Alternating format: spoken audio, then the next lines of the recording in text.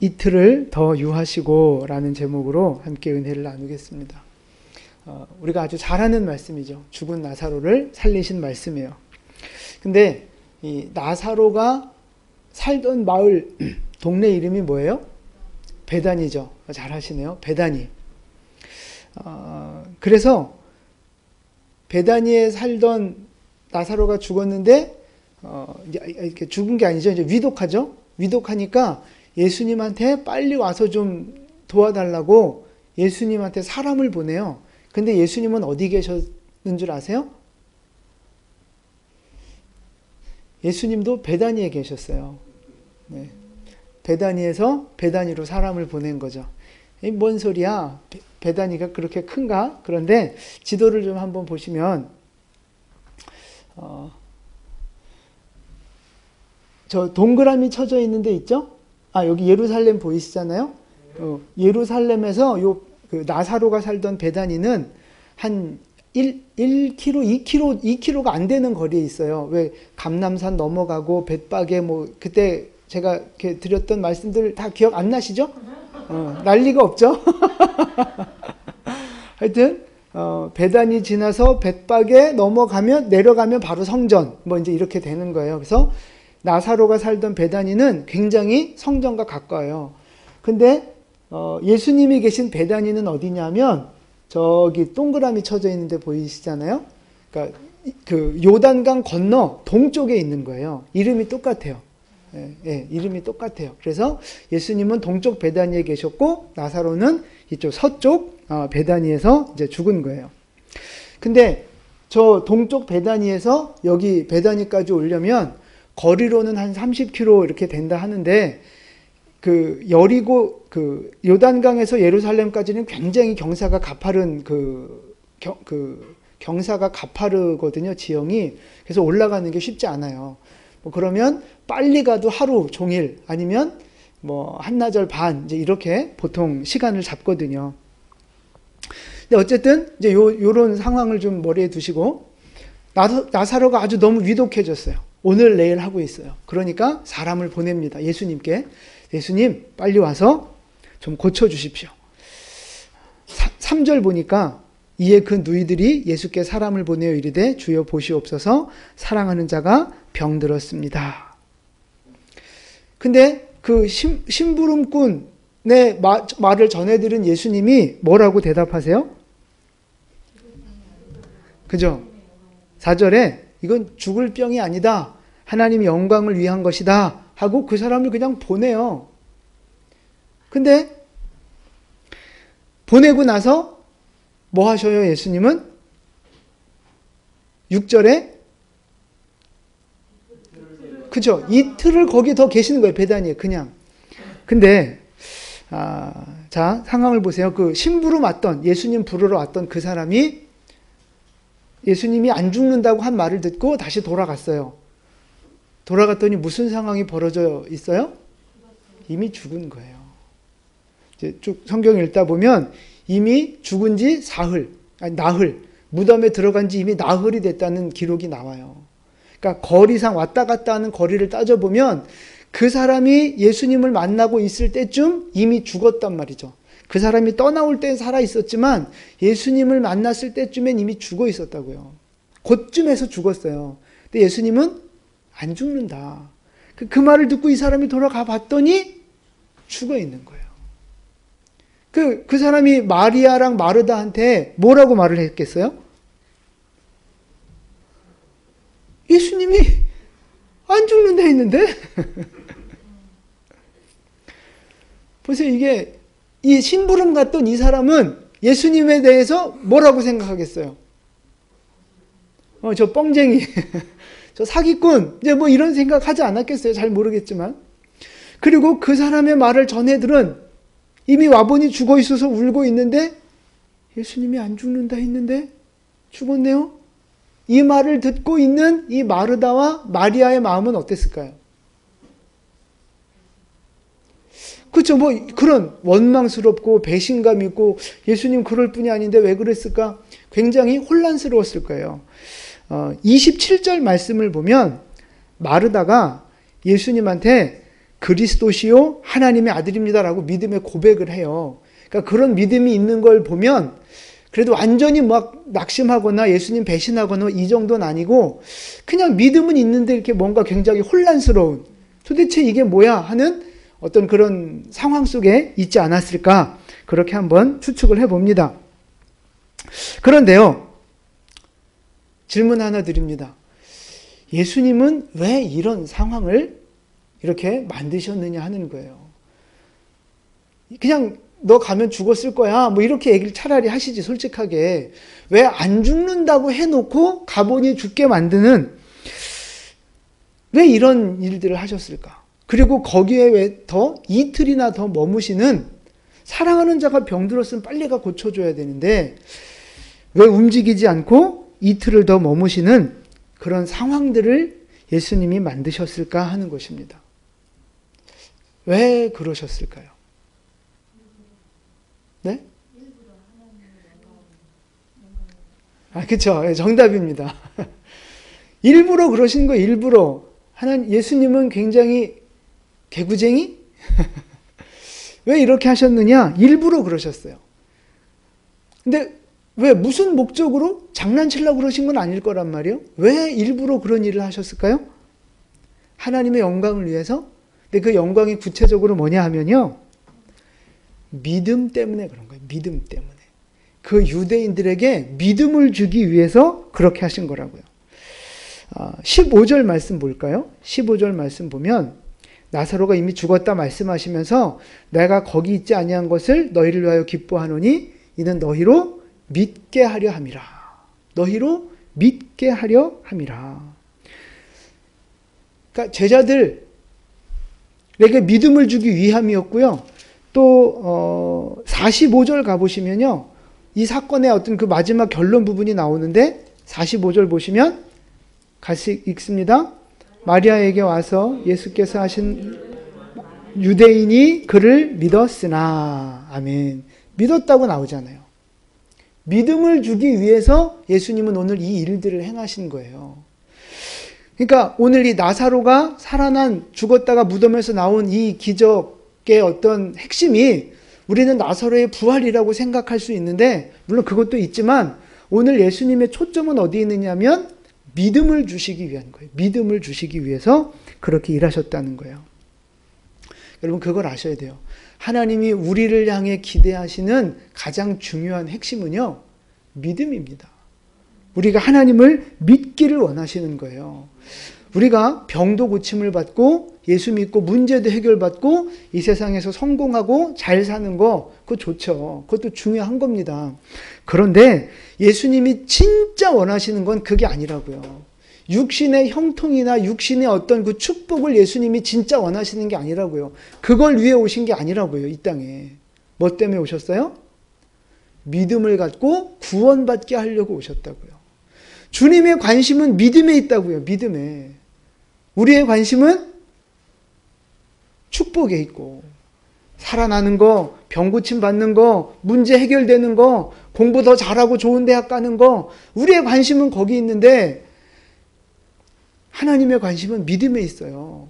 그러니까 우리의 관심을 돌려야 된다고요. 어디로? 돌리기 싫죠? 돌려야 된다고요. 믿음으로 우리의 관심을 돌리셔야 하는 거예요.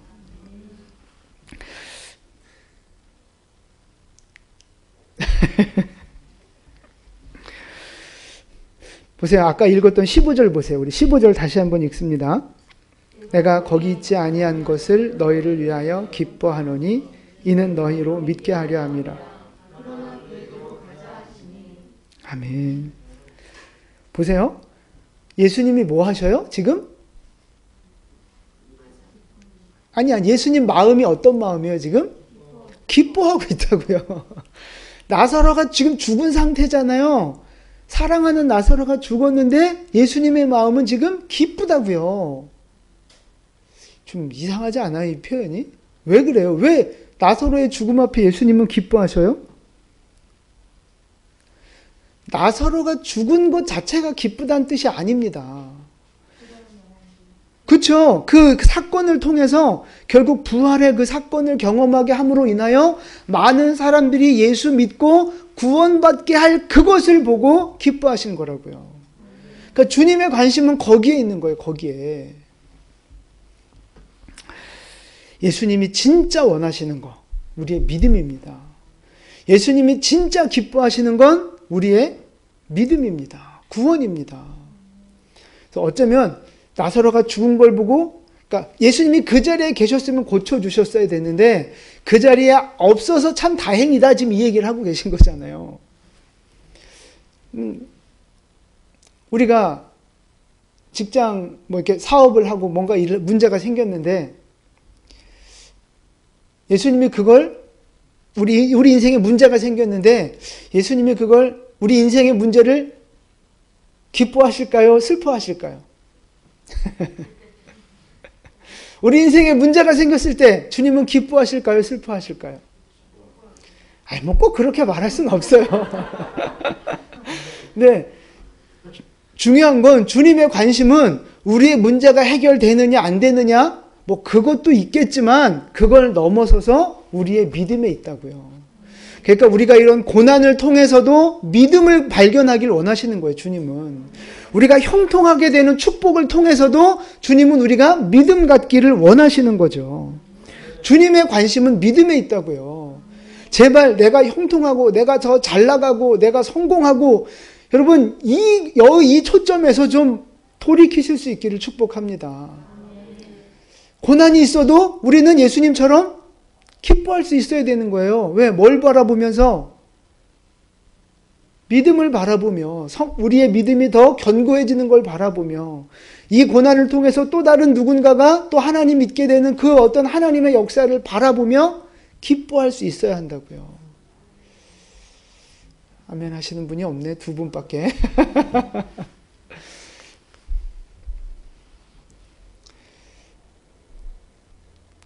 여러분이 지금 겪고 있는 고난, 아니면 누리고 있는 어떤 은혜와 축복들, 그 모든 환경 속에서 믿음을 키워가는 여러분 되시기를 축복합니다. 그게 주님의 뜻이 이루어지는 거예요. 왜 주님은 믿음을 원하시고 믿음이 더 견고해지길 원하실까요? 뭐 여러 가지 이유가 있겠지만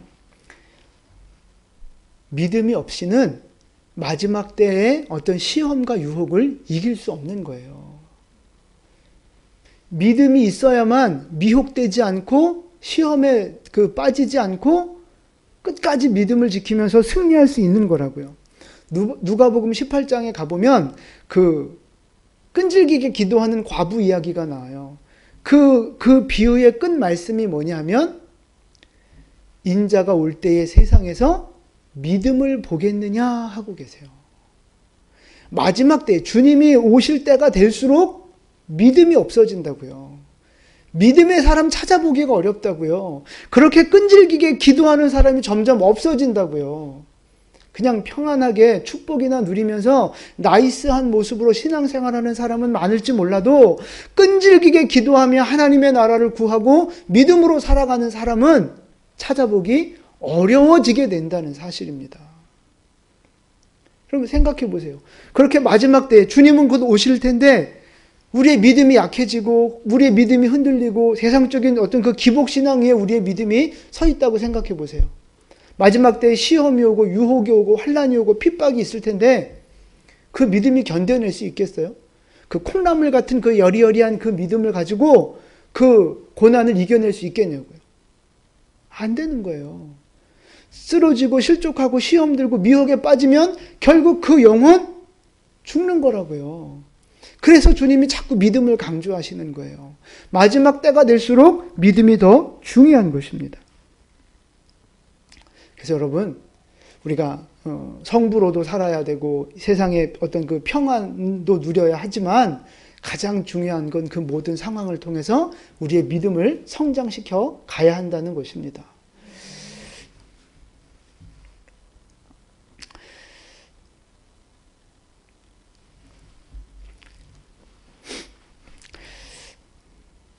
그래서 마리아와 이 마르다는 믿음이 있었어요, 없었어요?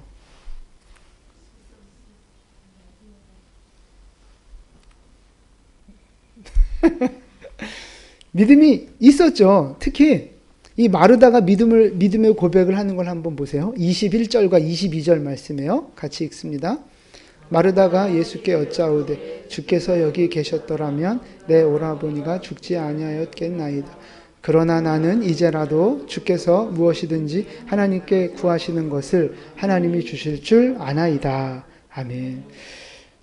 예수님의 능력에 대해서 또 예수님이 기도하는 것은 100% 이루어진다는 것에 대한 분명한 믿음이 있어요. 그리고 24절도 보세요. 24절 마르다가 이르되 마지막 날 부활 때에는 다시 살아날 줄 내가 아나이다. 마지막 부활에 대한 분명한 믿음도 갖고 있어요. 또 27절도 보세요. 27절 같이 봉독합니다. 이르되 주여 그러하외다. 주는 그리스도시요 세상에 오시는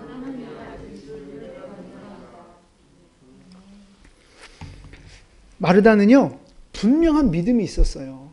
예수님의 능력에 대한 믿음, 부활에 대한 믿음, 예수님이 메시아라고 하는 분명한 믿음이 있었다고요. 그런데 문제가 있어요. 문제가. 무슨 문제일까요? 믿음은 있는데 예수님하고 이 초점이 안 맞는 거예요. 초점이. 예수님이 그러셨잖아요. 나사로가 살아날 것이다. 언제 살아난다는 얘기예요? 네, 오늘 내가 살릴 것이다. 그 말씀이잖아요. 근데 마르다는 마지막 날엔 다 부활할 거 믿습니다. 부활에 대한 예수님 말씀하시고 마르다도 믿음은 있지만 핀트가 좀 안 맞는 거란 말이죠. 지금. 그래서 예수님이 돌을 옮겨라 이제 그러시잖아요. 살리시려고. 근데 그때 누가 막아서요? 마르다가 막아선다고요. 주님 무덤에 들어간 지 나흘이나 돼서 썩어서 냄새납니다. 안 됩니다 하고 마르다가 막아선다고요. 부활에 대한 믿음은 있지만 예수님의 능력에 대한 믿음은 있지만 지금 뭔가 그 실제 그 상황에 적용이 안 되고 예수님하고 좀 핀트가 안 맞는 그런 믿음이라는 거죠. 좀 아쉬운 믿음이죠. 아쉬운 믿음. 예수님 마음에 딱 합당한 믿음, 그리고 우리 현실의 문제 앞에 적용이 되는 믿음이 돼야 되는데 그게 아닌 거예요. 지금 마르다의 믿음은. 이 믿음이 누구의 믿음하고 좀 비슷해요? 우리 믿음하고 좀 비슷하지 않습니까? 여러분 믿음 있어요? 없어요? 뭐 이렇게 또 주눅이 들어갖고 또 내가 너무 쫄게 했나? 다 믿음이 있잖아요. 믿음이 있으니까 또 이렇게 예배 자리에 나와 계신 거고. 그런데 여러분, 내 믿음이 주님의 믿음과 같은가, 주님의 마음에 합한 믿음이냐 하는 거죠. 주님이 원하시는 믿음이냐 하는 거예요. 내 인생의 문제 속에 적용되어지고 실천되어지는 그런 믿음이냐 하는 것입니다. 내 나름대로는 믿음이 있어요. 신앙생활 한다고 예수 믿는다고 살아요. 근데 뭔가 좀 부족하다는 거죠. 뭔가 좀 아쉽고 뭔가 좀 온전치 못한 믿음. 그래서 하나님 마음에 합해지지 않는 그런 모습이 아닐까 하는 것입니다. 나 나름대로는 믿어요. 그게 자기 믿음이 중요한 게 아니라고요. 무슨 믿음이 돼야 돼요? 주님 마음에 합한 믿음이 돼야 된다고요. 말씀을 그대로 믿고 순종하는 믿음이 돼야 된다고요. 현실의 문제와 상황 속에 적용되어지는 믿음이 되어야 한다는 것입니다. 그게 진짜 중요한 믿음인 거죠. 그냥 덜렁덜렁 그냥 교회만 왔다 갔다 하고 그냥 나 믿어라고 그냥 스스로 만족하는 그런 믿음. 그런 믿음으로는 나사로를 살리는 기적을 볼 수 없다는 거예요. 나만의 믿음을 가지고는 현실을 돌파해내는, 문제를 돌파해내는 그런 믿음이 될 수 없다고요. 말씀 그대로를 믿는 믿음. 주님 앞에 합당한 온전한 믿음이 되어져야 나사로도 살리고 고난도 이겨내고 하나님의 영광을 보는 그런 믿음이 되는 줄로 믿습니다. 그런 믿음을 주님은 원하신다고요.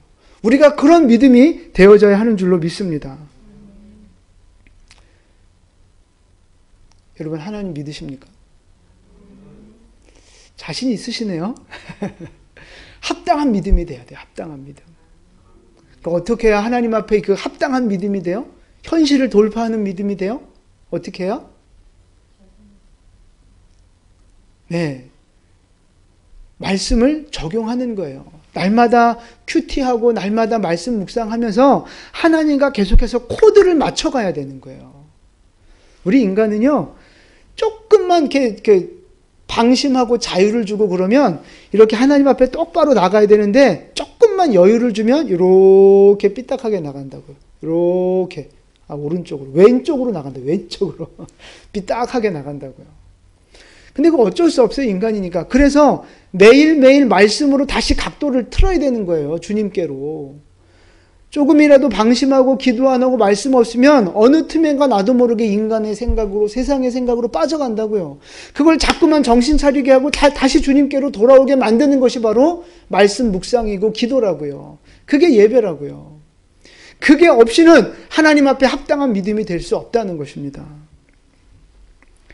사랑하는 성도 여러분, 온전한 믿음, 기도와 말씀을 통하여 하나님 앞에 온전한 믿음으로 서셔서 나사로를 살리는 것과 같은 그런 부활과 기적을 경험하는 우리 모두가 되시기를 축복합니다. 진짜 오늘 말씀 통해서 여러분 조금 더 성장하는, 조금 더 견고해지는 주님 마음에 합한 그런 믿음 되시기를 간절히 축복합니다. 또 하나의 말씀 더 살펴볼 건데요. 예수님이 이틀을 머무시잖아요. 이틀을 더 머무시는 그 모습을 통해 우리가 배워야 할 것이 있는데 그게 뭐냐면 하나님은 다 계획이 있으시다 하는 거예요.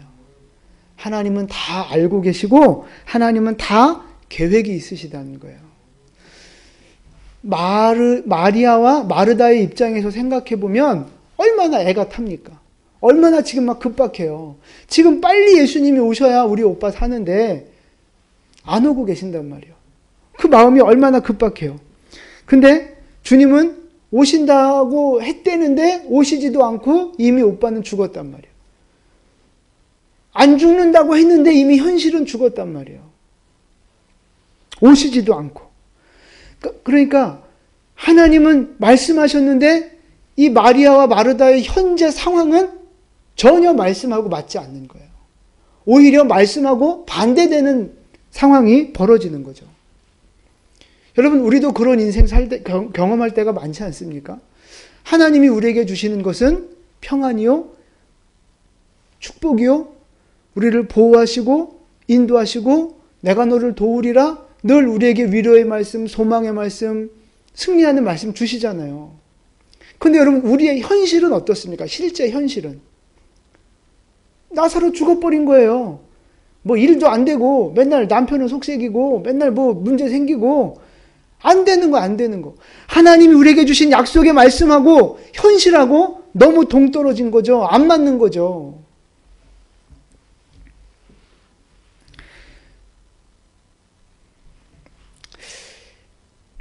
그래서 우리에게 뭐가 필요한 거예요? 그래서 믿음이 필요한 거라고요. 그래서. 분명히 하나님은 계획이 있으시거든요. 분명히 하나님은 모든 상황을 다 알고 계신다고요. 나를 향한 계획이 있으시다고요. 그게 분명히 믿어지면 인내할 수 있는 거예요. 버틸 수 있는 거예요. 하나님의 뜻 앞에 순종할 수 있는 거죠.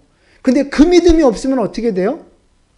예수님이 뻥쳤네. 기도해도 안 되네. 믿음으로 살아도 다 소용없네. 에이, 퇴퇴퇴 하고. 다 이제 도루묵하는, 다 도루묵하는 거죠. 그래서 믿음이 중요한 거라고요, 믿음이. 사랑하는 성도 여러분. 하나님은 모든 것을 다 알고 계십니다. 그리고 내 인생을 향해 계획하고 계십니다. 하나님 우리에게 수많은 위로와 축복의 말씀 주셨어요. 특별히 내 말이 내가 믿으면 하나님의 영광을 보리라 하지 아니하였느냐. 40절 말씀이에요. 네가 믿으면 하나님의 영광을 볼 것이다. 이게 주님의 약속이에요. 근데 우리는 현실이 말씀하고 안 맞는다고 금방 믿음을 버린다고요. 그러니까 영광을 보지 못하는 거예요. 나사로의 부활의 기적을 경험하지 못하는 거라고요. 믿으면 하나님의 영광을 보게 될 것입니다. 지금 현실은, 우리의 상황은 하나님이 주신 약속의 말씀하고 다를 수 있습니다. 그래서 너무 힘들고 회의도 들고 의심도 들고 막 우리의 믿음이 혼란스러울 수 있어요. 현실이 너무 안 풀리니까. 그러나 그때 필요한 것이 믿음이라고요. 믿음. 그래서 주님은 우리에게 믿음 주시기 위해서 이 모든 상황들을 배열하시는 거라고요. 믿음을 위해서 때로는 고난도 주시고, 믿음을 위해서 때로는 형통한 은혜도 주시고, 믿음을 위해서 때로는 침묵도 하시고, 믿음을 위해서 때로는 말씀도 하시고, 그렇게 되는 거예요. 이 믿음이 있으면 부활의 영광, 현실을 돌파하는 기적을 경험하게 될 것입니다. 내 눈앞에 벌어지는 현실만 보지 마시고 모든 것을 보시는 하나님을 먼저 바라보실 수 있기를 축복합니다. 하나님은요, 여러분 사랑하십니다. 우리를 정말 끔찍하게 사랑하십니다. 그래서 우리에게 좋은 것 주기 원하신다고요. 좋은 것 주기 원하신다고요. 그래서 좋은 게 뭐예요? 돈이죠, 뭐 돈. 아니에요? 내가 좋은 건 돈이잖아요. 하나님 돈만 주시면 나머지 내가 알아서 하겠습니다. 하나님은 내게 좋은 것 주세요. 근데 내가 생각할 때 좋은 건 돈이야. 하나님이 생각할 때 하나님이 주고자 하시는 좋은 건 뭐예요? 믿음이라고요. 믿음. 우리의 거룩함이라고요. 그래서 여러분, 고난이 있든 인생에 어떤 그 형통함이 있고 평안이 있든 어떤 상황 속에서라도 우리의 믿음을 키워가실 수 있기를 축복합니다. 그러면 그 믿음대로 하나님은 영광을 보게 하실 겁니다. 그 믿음대로 모든 문제들을 넘어가고 승리하게 하며 하나님의 뜻을 이루게 하는 그 하나님의 일꾼들로 우리 모두 쓰임받게 될 줄로 믿습니다. 우리 모두 그런 믿음의 사람들 되시기를 예수님의 이름으로 축원을 드립니다. 아멘. 기도하겠습니다.